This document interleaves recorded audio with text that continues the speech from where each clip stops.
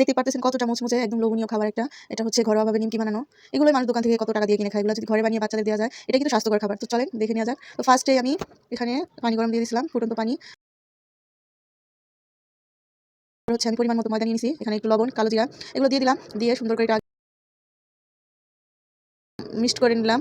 তারপরে আমি অল্প অল্প করে পানি দিয়ে দেবো। গরম পানিটা দিয়ে সুন্দরভাবে ডোটা করে নিব। এটা একবারে দেওয়া যাবে না, অল্প অল্প করে দিয়ে ডোটা তৈরি করে নিতে হবে। তো দেখতেই পারতেছেন আমি তো একবার পানিটা দিইনি। তো এখানে আমি অল্প অল্প করে দিচ্ছি। আর আমার যদি ভিডিওটা ভালো লাগে অবশ্যই ফেসবুক থেকে দেখলে অবশ্যই ফলো করবেন। আর হচ্ছে আপনাদের মন্তব্য জানাবেন আমার ভিডিওগুলো কেমন লাগে। অবশ্যই ভালো লাগবে আমি জানি। তো অবশ্যই লাইক করবেন, ফলো করবেন আর হচ্ছে কমেন্ট করে জানাবেন। তো বকবক করতে করতে ডোটা আমার হয়ে গেছে। তো এখন আমি হচ্ছে রুটিটা বেলে নিব, মানে একটা রুটি তৈরি করে নিতে হবে ফার্স্টেই। তো এখানে আমি ডোটাকে সুন্দর করে একটু, তো ঘরে ছোট ছোট বাচ্চা থাকে, মাঝে কত কিছু নাস্তা বানাইতে হয়। তো আমিও তার জন্য বানাই মাঝে মাঝে, এটা সেটা বাচ্চাদের বানিয়ে খাওয়া। তো এখানে দেখতেই পারতেছেন আমি এটাকে হাত দিয়ে সুন্দর করে একটু ডোটাকে সুন্দরভাবে ঘুরিয়ে ঘুরিয়ে গোল করে নিচ্ছি। তারপরে একটু চাপ দিয়ে তারপরে এখানে একটু ময়দা দিয়ে সুন্দরভাবে রুটিটাকে বেলে নিতে হবে। সেটা আঁকা পাকা হলেও সমস্যা নাই, কিন্তু আমার রুটি বানানো মাশাআল্লাহ ভালো হয়, এতটা খারাপ হয় না। তো এই যে দেখেন আমি সুন্দর করে রুটিটা বেলে নিচ্ছি।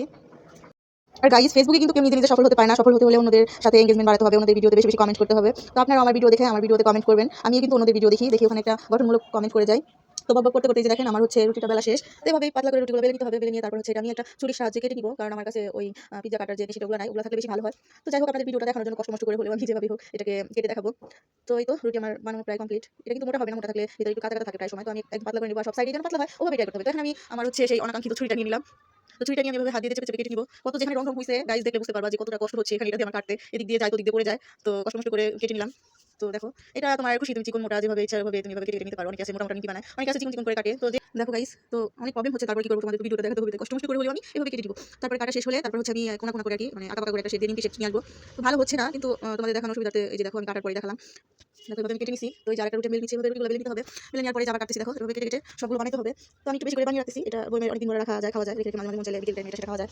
আর সামনে তো রোজা, অনেকে আছে যে রোজার মধ্যে এগুলা ঘরে তৈরি করে, অনেকে এগুলো খায়। আর বিশেষ করে অনেক বাচ্চারা এগুলো পছন্দ করে, যেহেতু একটা লোভনীয় মুচমুচে খাবার সবাই পছন্দ করে, কম বেশি সবার কাছেই ভালো লাগে। তো আপনারা ট্রাই করতে পারেন।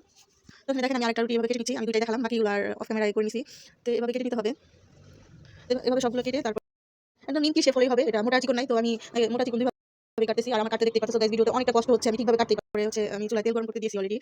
তো দেখতেই পাচ্ছ কতটা কষ্ট করে আমি তোমাদের জন্য কেটে কেটে ভিডিওটা তৈরি করছি। তো ফাইনালি দেখো তোমাদের দেখাচ্ছি আর হয়েছে। তো এই যে দেখো, তো এগুলো কিন্তু অনেক একটা সাথে লাগা যাবে না, আমি এগুলো কেটে কেটে করে ময়দা ছিটিয়ে ছিটিয়ে দিছি। দেখো এই যে চুলায় তেল গরম করে দিছি, তেল অলরেডি গরম হয়ে গেছে। এখানে আমি হচ্ছে নিমকিগুলো দিয়ে দিলাম। তো ভাজার জন্য নিমকিগুলো দিয়ে দিলাম। তারপর এভাবে আস্তে আস্তে অনবরত নেড়ে চেড়ে নিমকিগুলো ভেজে নিতে করে নিমকিগুলো ভেজে নিতে হবে। এটা একভাবে রাখা যাবে না, একটু পর এটা সুন্দর করে নেড়ে চেড়ে। অনেকে আছে যে একটু ব্রাউন কালার করে ভাজে, অনেকে আছে যে নিমকিটা একটু সাদা কালার করে ভাজে। যা যা খুশি, আমি কালার করে ভাজবো, তোমাদেরকে দেখাবো।